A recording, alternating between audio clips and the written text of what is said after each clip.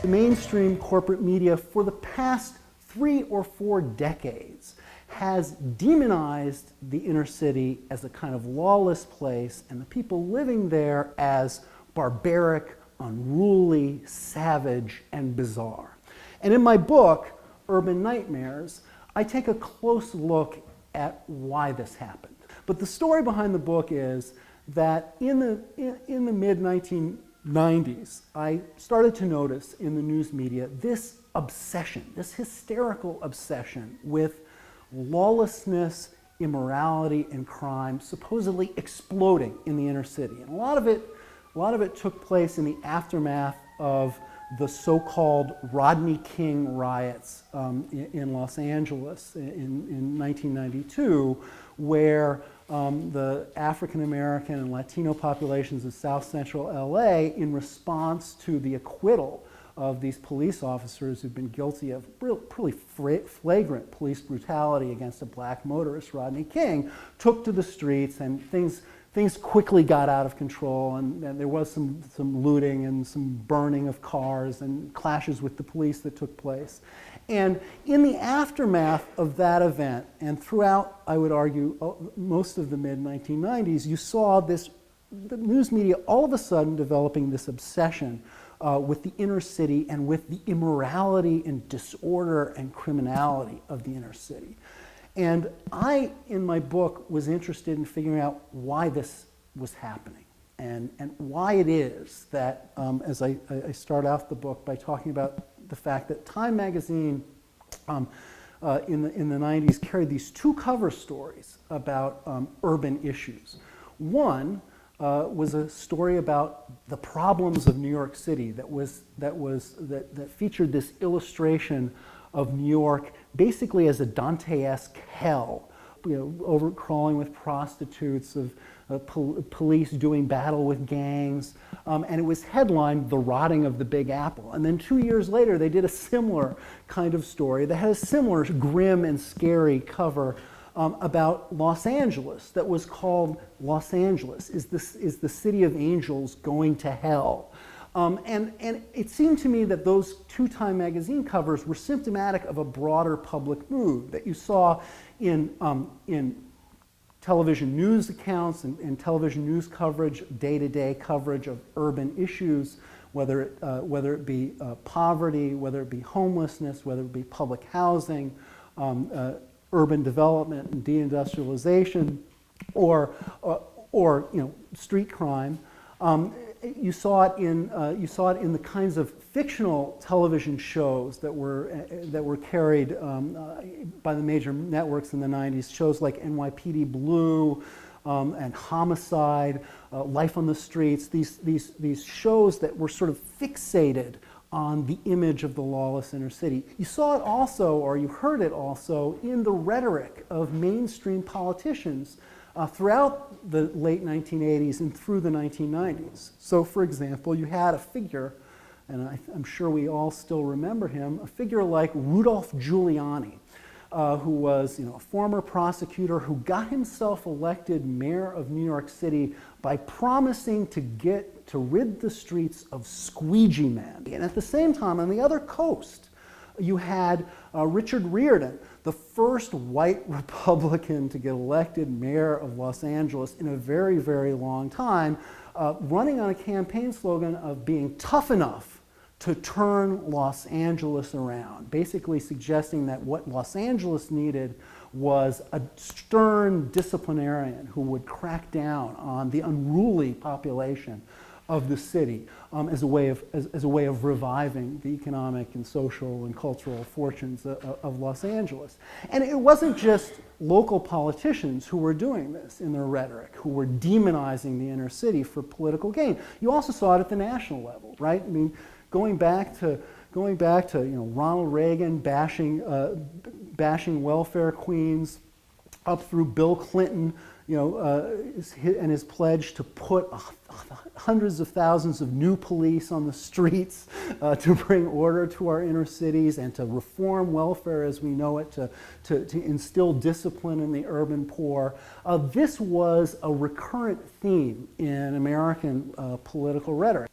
In my book, I argue that this image of the inner city and the image, the demonic image of the urban poor is a really old one.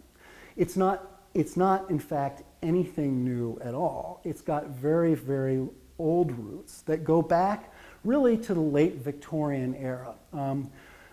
In the late 19th century, both here in the United States and over in Great Britain, the bourgeoisie, the ruling elite, were alarmed by basically the fruits of the economic system that was enriching them. Right? This was the moment at which you have the creation of a class of the ultra-rich, right? The corporate elite. This was at the moment of the rise of the modern corporation, and with it the rise of a truly affluent corporate elite. At the same time, you had famously in the late 19th century in New York, in London, here in Chicago, the formation of really desperate slums, of places where you had whole families crammed together in a room about this size, 10 by 10, living without indoor plumbing. This posed a problem for the late Victorian bourgeoisie, because here they were telling the world that capitalism, this economic system that was finally had been unfettered in the late 19th century. You finally had the supposed fruits of industrial capitalism were emerging into clear view.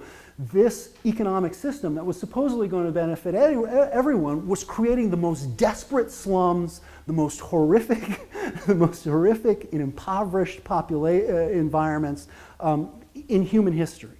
The very existence of slums like Whitechapel and Spitalfields in London had was the best recruiting tool for the socialist movement and the anti-capitalist movement in the late 19th century, because it was living proof that capitalism failed at providing for everyone.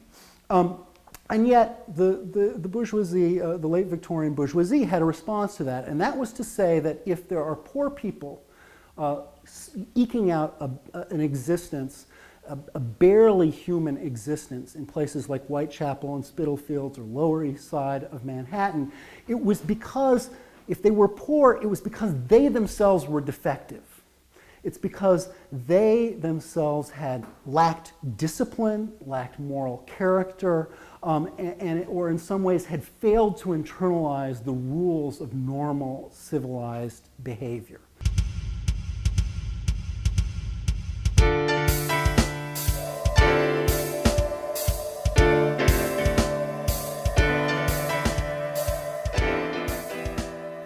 Now, fast forward up through the 1980s and 1990s. And what you see in the 1980s and 1990s is a group of right-wing intellectuals who started to popularize the notion of the underclass, the notion that the source of all of the problems in American cities, problem of crime, problem of poverty, the problem that they kept talking about endlessly, namely the problem of what they called out-of-wedlock birth, or the breakdown of the family in the inner city. All of these problems they trace back to the existence of what they called a permanent urban underclass, who were portrayed as pathological. They had pathological behavior. They had a lack of moral values. They were unable to control their behavior. They were almost inherently violent. They were prone to violence. And essentially they were this image of the underclass was a recycling of the very old late Victorian notion of the pauper. And the proposal that was trotted out by people like Charles Murray and William Bennett and other right-wing intellectuals was that the solution to the problem of the permanent underclass was basically identical to the late Victorian solution to poverty and to the existence of the slums, namely to make welfare as punitive as possible, and instead of trying to meet the deep and pressing social needs of these people and material needs of people who have been, for one reason or another, have ended up at the very bottom of our economic hierarchy. Instead of doing that, the solution that they proposed was to discipline and police them. So you see this embrace of what I would argue are late Victorian social policies and late Victorian policies of kind of social control over the poor and urban working class. But what made it even more significant and gave it kind of political and cultural resonance is the way that the media embraced the right's discourse about the poor and essentially accepted wholesale the way in which the right and conservatives and people like Charles Murray, William Bennett, Rudolph Giuliani, the way they were talking about the inner city and the urban poor became popularized thanks in large part to the corporate media. I did a very detailed, in-depth study of television news coverage of urban issues, and especially of the inner city. And I looked at literally hundreds upon hundreds of individual television news stories. And what I found was kind of striking, because I was actually a little bit surprised by some of my findings. One of the things that I found was that, in fact, even though I saw in kind of looking at the general culture and at the intellectual discourse of the 1980s and 90s, this uptick in interest in the city and its problems, nevertheless, there was a remarkable lack of attention in the mainstream news media to realities in the urban core in the 1980s and 90s. And let me just give you an illustration. In one of the years that I looked at, in 1997, I found a handful of stories about urban poverty. Just a handful of stories about urban poverty. One story about unemployment in cities. And this was at a time when unemployment in the urban core was rather high compared to the rest of the country. I found only 2 stories about racial segregation, even though in 1997, and as is the case today, American cities were as racially segregated as they were at the beginning of the civil rights movement. I found, and the stories that I found about racial segregation, none of them concerned racial segregation in American cities today. Instead, they all concerned segregation in the Jim Crow era South. So what they did was they sort of implied that the problem of racial segregation has sort of disappeared, or it was a problem, it was a historical problem and has kind of been taken care of. And there were only 8 stories in that entire year carried by any one of the networks about HUD, about how the Department of Housing and Urban Development, which is, as you know, the major federal office that deals with urban policy, housing issues, and so forth. So that was striking, that there were really very few stories about the kinds of topics that I was interested in. In that same year, there were over 60 stories, 60 individual news stories carried about the anti-impotence drug Viagra, which to me indicates with kind of razor-sharp precision exactly who the network television news executives are speaking to and who they think their audience is. They think their audience is interested in Viagra, but they're not necessarily interested in the problem of urban poverty or homelessness or deindustrialization or racial segregation. So that was the first big finding. But the second finding was something, so that I was a little bit surprised by that, by the relative scarcity of coverage of urban issues in the news media. But my other major finding was something that didn't surprise me at all, and it was that the news media's coverage of urban issues really fit with that pattern that I talked about at the very beginning, the pattern of viewing the inner city really as a fearful, as a terrifying place that was lawless, that was occupied by people who are barbaric or lacking in civilized morality, and that was a recurrent theme. And really, there were only 2 kinds of stories in the mainstream news media where the inner city figured prominently at all. One was any story having to do with crime or violence. It seemed as if, in looking and analyzing very carefully the news media's coverage of cities, it seemed as if almost every story about cities and about urban areas had some angle that connected it up to violent crime and to bloodshed and mayhem. the vast majority of the stories concern crime in some way. The same was true in 1998 of all of the network television news coverage of the city of Chicago. Almost all of the stories that were carried about the city of Chicago in that year had to do with crime and criminality.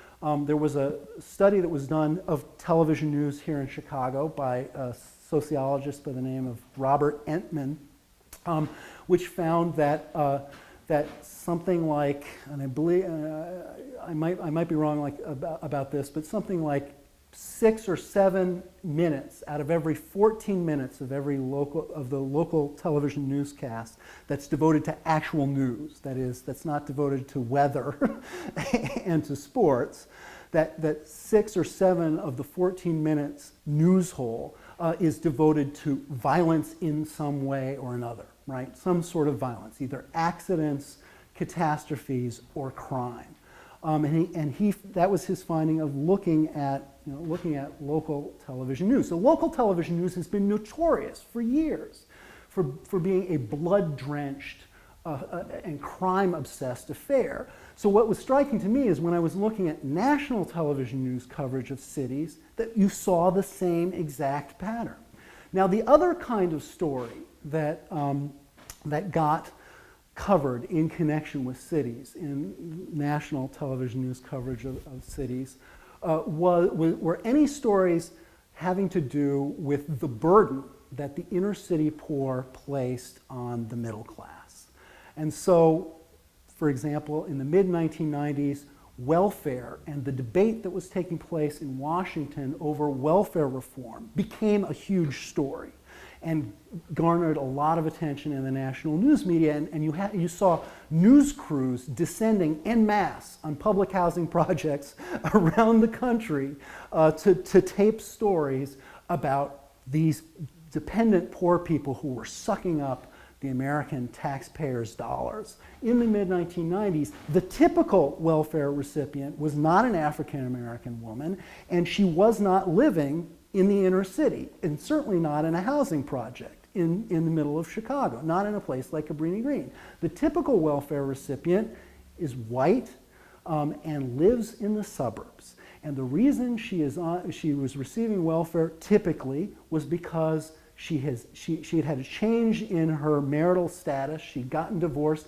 and her husband wasn't paying child support. That was the absolute, if you look at the statistics, that is the case. And yet in the news media, poverty was consistently, and especially welfare, was consistently racialized to make it seem as if the recipients of welfare, that the people who were receiving money from the state, were predominantly African American and predominantly conform to this stereotypical welfare queen image.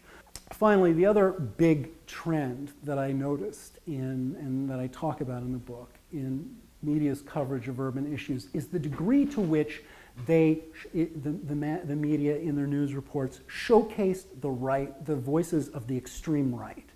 People who were espousing opinions that back in the 1960s or even in the early 1970s would have been considered beyond the pale, would have been considered extreme right-wing nuts and libertarian crazies.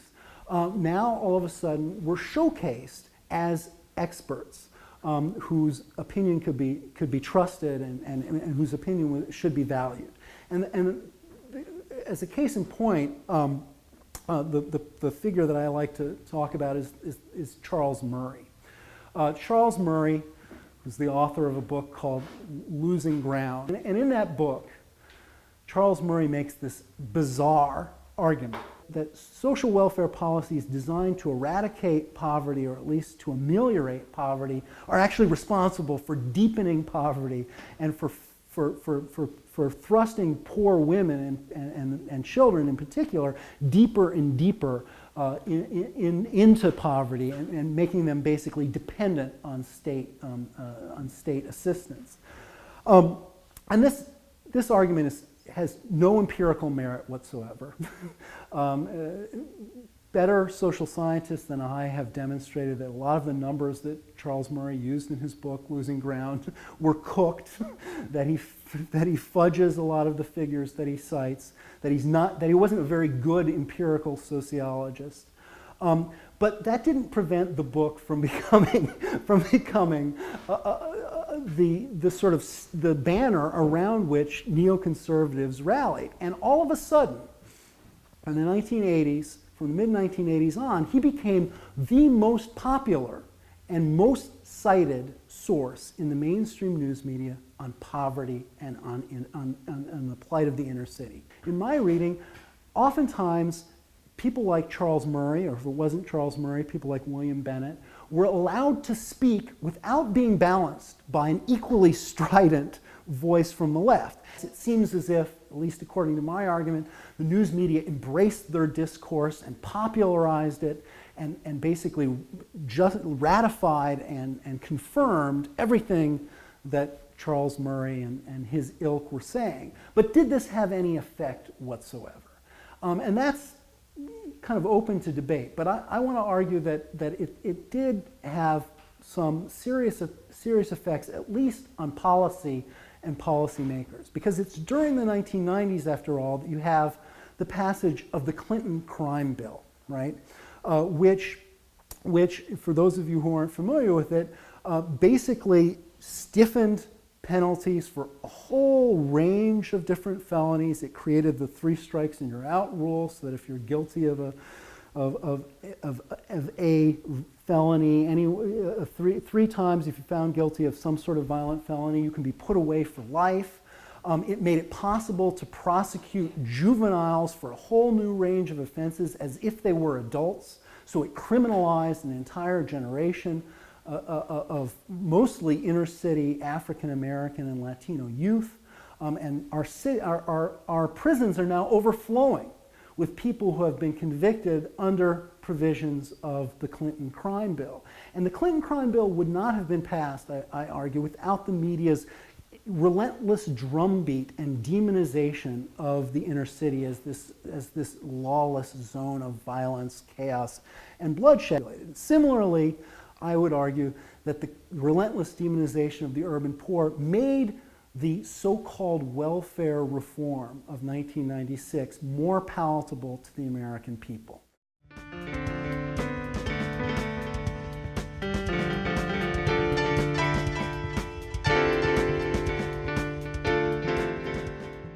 I ultimately don't think that we're going to be able to effectively counteract the right's relentless demonization of the inner city without first and foremost, without attacking the corporate media and the images that it perpetuates of the city. I mean, I think this has been one of the big problems with the kind of welfare rights organizing that took place, or the organizing against the prison industrial complex that's taken place. I think it's all very good, that the organizing that's gone on, but I think that it often overlooks the power of media to define problems and to define realities in people's minds. And so I would argue that there really is a crying need for people to, first of all, every time you see a kind of demonizing image, the kinds of images that we saw of the residents of Ward 9 in New Orleans in the wake of Hurricane Katrina, every time you see a demonizing image like that, we ought to speak out. I think we need to do a better job of putting pressure on the mainstream media every time we see coverage, for example, of the inner city or of urban problems that we disapprove of. We ought to respond, and we ought to respond in a coordinated manner. But secondly, I think that the time is ripe for direct protest. And here I can point to the success of a group out in the Bay Area called the Youth Media Council, who was appalled at the image of the inner city that was being created by, and the kind of the image of the inner city that was being perpetuated by a Clear Channel owned radio station out in the Bay Area. And what they did was they organized demonstrations. They marched down in front of the station and they protested the sort of image that the station was projecting of of the African American community as being sort of, promiscuous and lawless and so on, and they protested. And then they went a step further and they filed a petition to deny, with the FCC, a petition to deny the renewal of that station's license to broadcast. Now, I would argue that kind of action where we really confront the broadcasters, the owners of these media, is another thing that needs to be done. And then finally, of course, we're certainly not going to solve the problems of the persistent poverty in inner cities without a movement that addresses the structural problems of our economy. Namely, without a movement that addresses the fact that capitalism needs poverty. And it's interesting if you look back at the late 19th century and the bourgeois thinkers of the late 19th century, they were very open about this. They believed that people could not be forced to take the kind of low-paying wage slave jobs that they needed them to take in order to keep the capitalist economy running without the constant threat of poverty looming in the background. They knew this. They were open and candid about this. That's why they set up the workhouse system. They wanted to make not going to work for the capitalist as unappealing as humanly possible.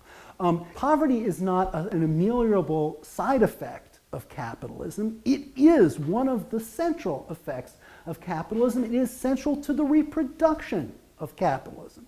Capitalism, I would argue, could not exist. Wage labor could not exist without the existence of poverty, mass poverty. And I think we need to be open and honest about that. Now, I'm not saying that there aren't intermediary things that we can do. There certainly could be a more humane capitalism than we have today. But that's not going to ultimately solve the problem, and it won't solve the problem for long. And so I think it's important also to draw attention to the fact that capitalism structurally needs poverty in order to exist. And as long as the capitalist system exists, we are going to have cities with neighborhoods that are blighted, where there are masses of unemployed, where there's no options other than the black market economy, be it the drug trade or prostitution or whatever. We're going to have that as long as we have the capitalist system. All right, that's all. Thanks.